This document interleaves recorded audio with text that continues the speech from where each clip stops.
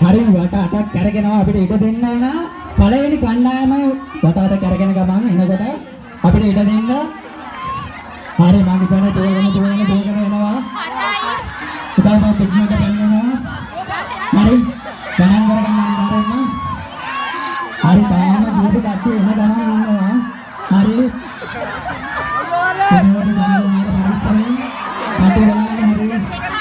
වටාට කරගෙන හැටෙන්න දුන්නේ දෙන්න. ඔතන කාට ගැලවිලා තියෙනවා නේද? ඒක කේතර යන අතර බලන්න. අතන බලන්න. හරි